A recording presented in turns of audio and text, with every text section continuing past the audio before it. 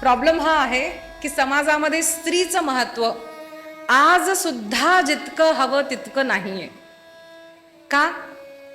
तर मी अनुभव केलेल्या गोष्टी सांगते. मुलगी झाली असं म्हणलं ना, मुलगी झाली हो, मुलगी झाली, मुलगा झाला, बदल कळला का? मुलगी झाली, मुलगा झाला, पेढे वाटा. आज सुद्धा अनेक लोक मुलीचा जन्म, अनेक लोक आहेत, अनेक लोक आहेत. प्रत्येकाला घरामध्ये सून हवी असते, प्रत्येकाला जीवनामध्ये बायको हवी असते. मला जन्म देणारी एक स्त्री आई आहे हे माहित असतं, तरी सुद्धा घरामध्ये आपल्याला मुलगी नको असते.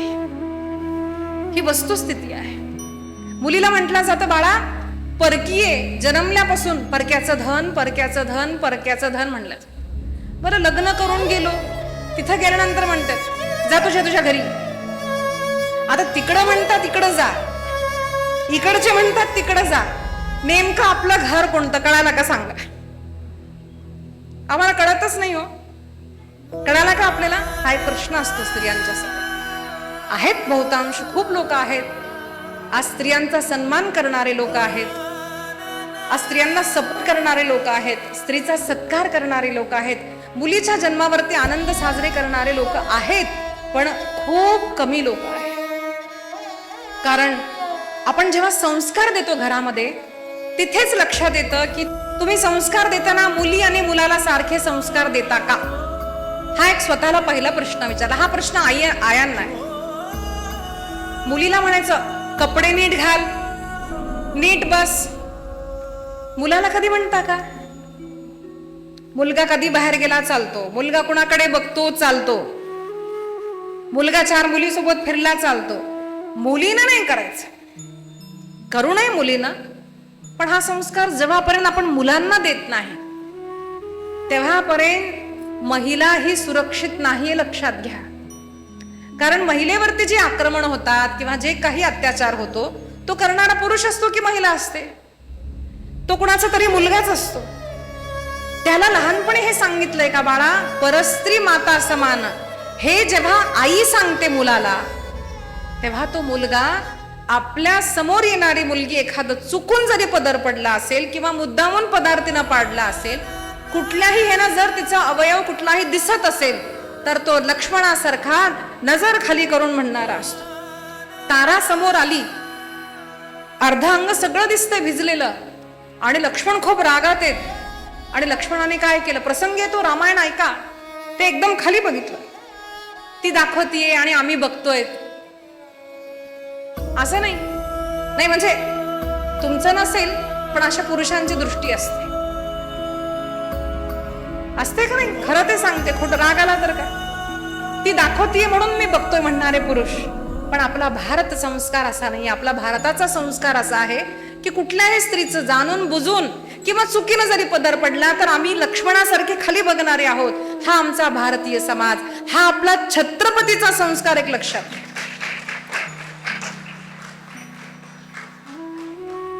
आज आपण जे मोबाईल वरती पाहतो त्याच्यामध्ये आई, बहीण, वहिनी, शेजारची काहीच राहिलेलं नाहीये. सगळ्या मर्यादा सोडून दिलेल्या.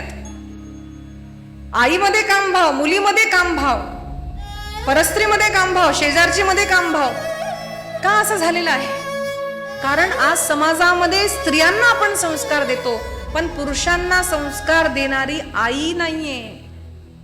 पुरुषांना संस्कार देणारी आज आई नाहीये. हे महिलांमध्ये एक कमी. मी पहिले कमी सांगते, नंतर मग चांगलं सांग. तर ही कमी जी आहे आई बाप दोघांमध्येही आहे, की मुलांनाही सांगा बाळा परस्त्री माता समान, हे आपल्या मुलांना शिकवा. आणि हे जिजा मातांना शिकायला मुळे तुम्हाला 2 प्रसंग सांगते छत्रपती शिवाजी महाराजांचे. ज्यावेळेस छत्रपती शिवाजी महाराज आग्र्यामध्ये बंदिस्त होणार होते त्यावेळेस गेले, तो प्रसंग, त्यापूर्वीचा प्रसंग, की त्या शहाजहानची मुलगी त्या पालखीमध्ये जात होती आणि एकदम तिचा पालखीचा जो असा वस्त्र होता तो असा दूर झाला आणि लोकांनी असं पाहिलं, कधी न दिसणारी स्त्री एकदम दिसली आणि असं पाहत होते. आणि तिची दृष्टी गेली छत्रपती शिवाजींवर, ज्यांची नजर पडदा सरकला, म्हणलं की त्यांनी दृष्टी खाली करून घेतली. आणि तो एक संस्कार तिचा पाहिला आणि ती छत्रपतींच्या प्रेमामध्ये पडली. का? पुरुष असावा तर असा असावा. हा कोण आहे? म्हणून तिनं त्याच्याशी प्रेम करणं प्रारंभ केलं. अजून एक छत्रपती शिवाजी महाराजांच्या जीवनामध्ये एक प्रसंग येतो.